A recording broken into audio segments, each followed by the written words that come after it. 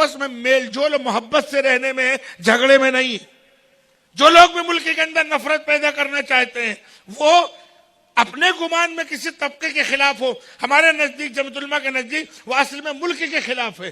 اگر کوئی ایک مکان جلایا گیا تو آپ نے سوچا کہ ہم نے فلاں کا مکان جلایا، اور جمعیت علماء نے سوچا کہ آپ نے ہندوستان کا مکان جلایا، آپ نے ملک کے 10 لاکھ کا نقصان کیا، کسی فرد کا نقصان نہیں کیا۔ پہلا نقصان ملک کا ہے، اس کے بعد کسی فرد کا ہے۔ ہماری سوچ یہ، اسی کے ساتھ ساتھ ہمیں کرنا کیا ہے، ایک تو یہ فکر، اور اس فکر کے ساتھ ہمیں جب محبت سے رہنا ہے تو قومی یکجہتی کو بھی آگے بڑھانا ہے۔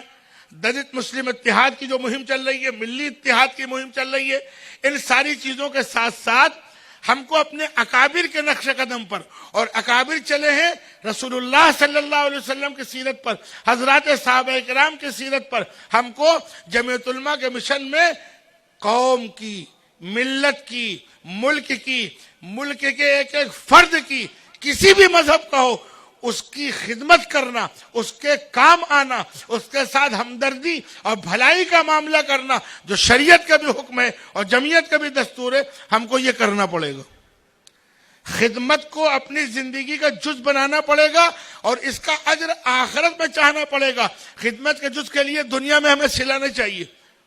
جمعیت کے دیوانے یوں ہی نہیں ہیں فساد ہو جائے میدان میں ہے، یا اللہ فساد ہو جائے میدان میں، جھگڑے ہو جائے میدان میں۔ آپ کے گجرات سے لے کر، آسام سے لے کر کشمیر تک کروڑوں روپے قوم کو، سیلاب آ رہا ہے کشمیر میں۔ کیا پڑھی ہے مولانا محمود مدنی کو کہ دیوانہ وار چلے جا رہے؟ کیا پڑھی مولانا حکیم الدین کو 2 مہینے جا کے کشمیر میں لگا رہے؟ کیا پڑھی؟ ہاں پڑھی ہے۔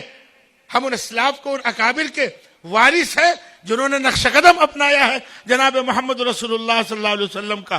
اور محمد صلی اللہ علیہ وسلم کو پہلی وحی کے موقع پر جب آپ کو گھبراہٹ ہوئی کہ مجھے چادر اڑاؤ، مجھے اپنی جان پر خطرہ، اور اس موقع پر ام المؤمنین حضرت خدیجہ الکبریٰ رضی اللہ تعالی عنہ نے آپ پر جو آپ کی صفات بیان کی ہیں کہ واللہ لا یخزیک اللہ ابدا، اللہ آپ کو کبھی رسوا نہیں کر سکتا، آپ یہ کرتے ہیں، آپ یہ کرتے ہیں، آپ یہ کرتے ہیں، سارے کام انسانیت کے بھلائی کے، حتیٰ کہ آپ ستم رسیدہ لوگوں، آپ حوادث زمانہ سے متاثر لوگوں کی مدد کرتے ہیں، یہ آپ کی صفات، نبی کی بھی صفات، صدیق اکبر کی صفات ہے۔